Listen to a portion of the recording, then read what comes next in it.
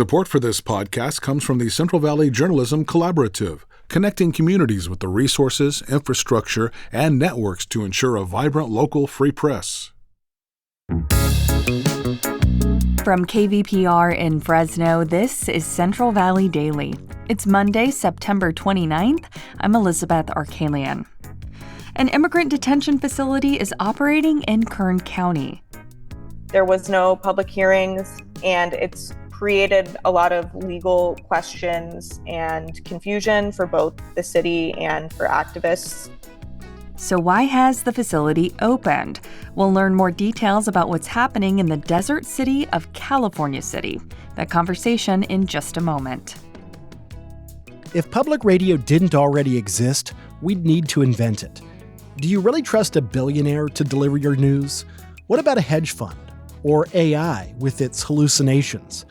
Public radio is great because the listener comes first, not profit. Help keep the freely accessible information on KVPR, free with your donation today. Become a monthly member at kvpr.org/donate. And thanks. And now to our feature story. California City has been in the spotlight lately.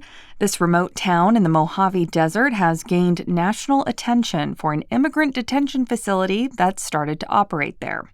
Immigration and Customs Enforcement, or ICE, is reportedly holding just over 500 detainees in an old state prison.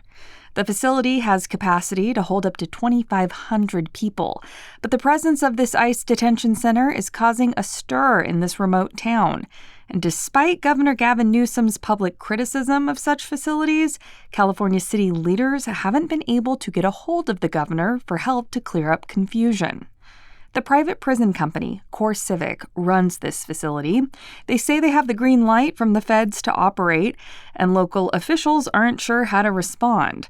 San Francisco Chronicle reporter Sara DiNatale visited California City and observed the impact this new detention center is having on the town.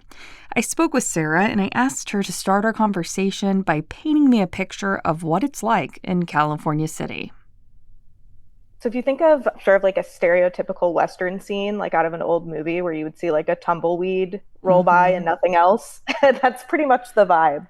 It's vast and it's hot, and only a small part of it is actually developed into what I think we would consider a typical town or suburb. There's some strip malls, there's a Family Dollar, a McDonald's, a Starbucks, kind of a smattering of local Mexican restaurants, and then some like housing developments, but it's mostly big and empty. It has a weird history of sort of being this envisioned utopia and metropolitan area that would rival LA or Las Vegas, but the planning never really came to fruition. So you have like this network of dirt roads and like formed cul-de-sacs that never actually ended up with homes or anything being built. So you have something called First City and Second City. First City is like sort of that area I was just talking about with like the few chains. And Second City is sort of everything else, which is, undeveloped desert. Okay. Well, there is a pretty important building there that we're going to talk about today, and you recently reported on the Immigration Detention Center that's now open. So can you tell us why this ICE facility was opened in California City, and even just how it fits sort of into this bigger picture of immigration enforcement happening right now? Yeah. So before its current operations as an ICE facility, it was one of California's private prisons. So under Newsom, there was a push to move away from like the for-profit prison structure. So in 2023, they stopped housing state inmates, and the following year they, officially closed. So CoreCivic, who owns that property, was the operator of the private prison. Well, as the Trump administration has expanded its immigration crackdown, they need more places to house their detainees. And that has led to a boom in the private prison industry where they are now sort of filling that role. So it is still a private company operating this, but they are now being contracted with the federal government as an ICE detention center. Got it. And at the end of August, CoreCivic began holding migrants at this facility. Now, the capacity for the facility is just over 2,500 people. And earlier this month, we learned that just over 500 migrants were being held there. And you reported on Senate Bill 29. Can you tell us a little bit more about that law and how it sort of factors into the opening of this detention center? Yeah, so that law was actually passed and signed into law under the previous Trump administration in 2017 as a response to the Trump immigration policies of that era.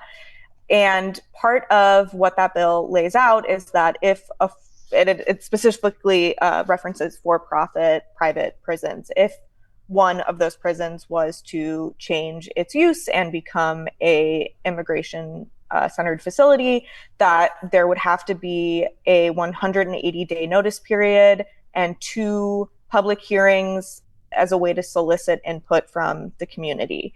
And the law lays out that that is part of the process that the public body, so in this case it would be a city, would have to be the one to hold those, and they would need to do that before issuing any permits. So that never happened in California City. There was no public hearings, and it's created a lot of legal questions and confusion for both the city and for activists.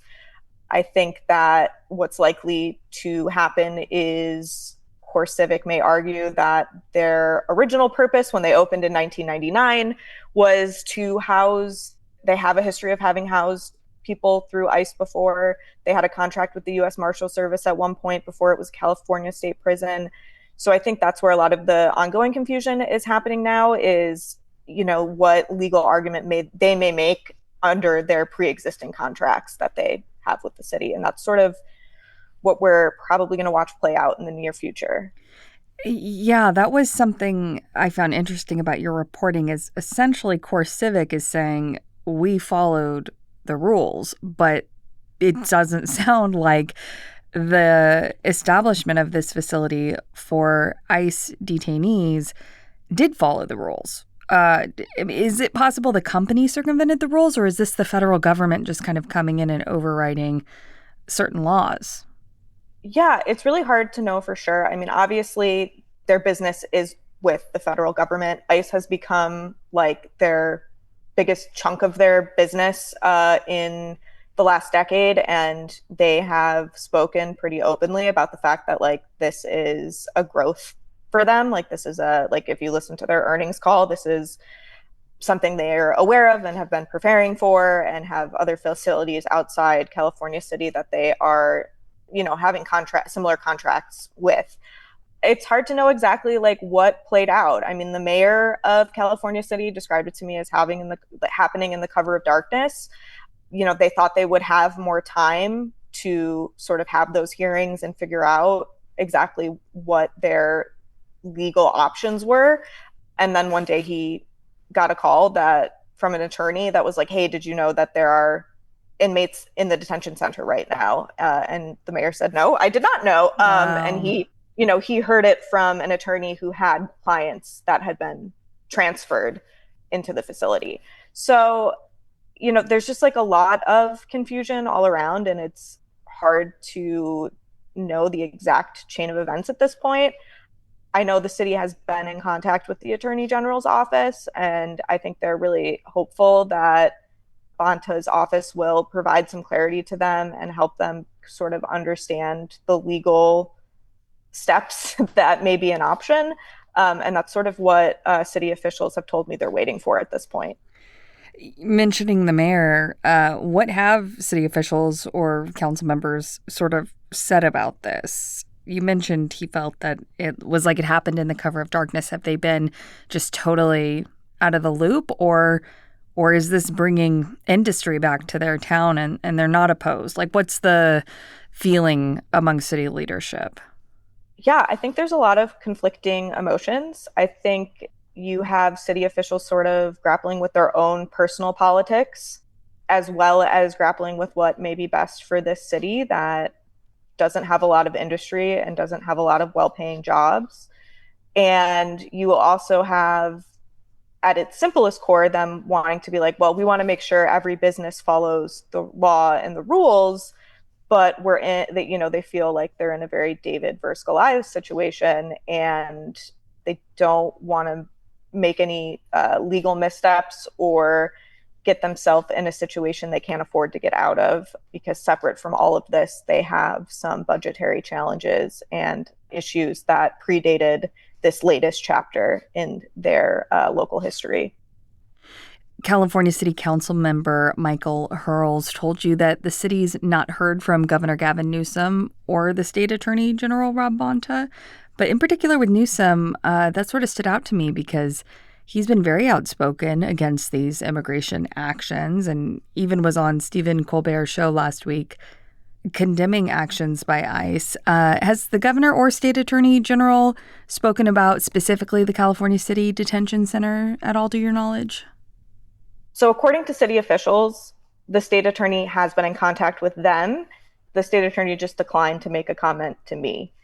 But my understanding is that they are in conversation with California City. Newsom, however, to my knowledge at this point, he has not made any public comments directly about California City, nor did his office return requests from comments from me.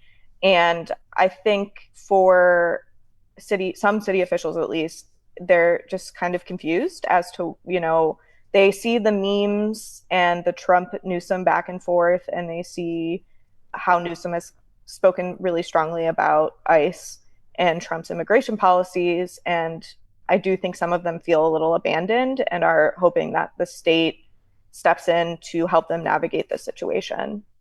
Before I let you go, Sara, how has CoreCivic, which operates this facility in California City, responded to criticisms of how it's operated the facility so far? Yeah, so CoreCivic does stand that, it hasn't legally done anything incorrect in opening the facility. There are also allegations from inmates who have spoken out, usually through attorney advocacy groups that are handling their representation through their immigration cases.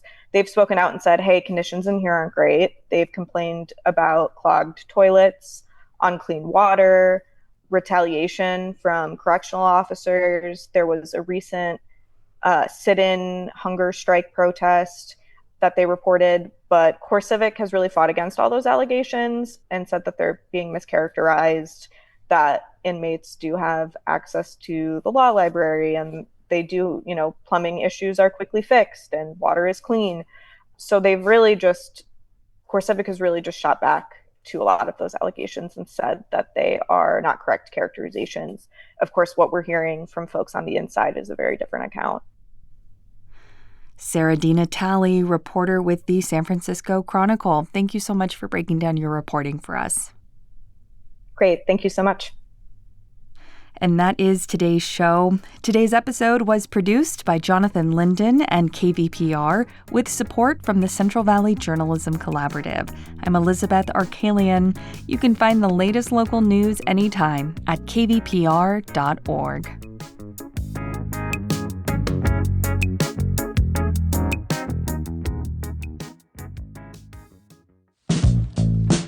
Support for Central Valley Daily comes from Body 20 in Fresno's Fig Garden Village, offering full-body electromuscle stimulation training sessions. It's a high-tech, time-efficient way to help preserve and rebuild lean muscle. Each 20-minute one-on-one session is guided by a certified coach using FDA-cleared technology. Body 20 accepts health savings account cards. More information available by searching the Fig Garden location at body20.com.